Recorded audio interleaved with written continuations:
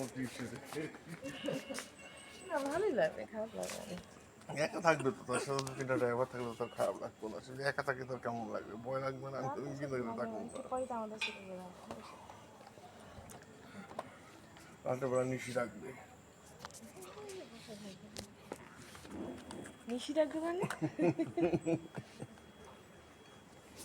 নিশি ডাকবে মানে কি? কি রে, তুই তো আসার পর থেকে ফটো সেশন দেখতেছিস, তুই আমাদের সাথে কর।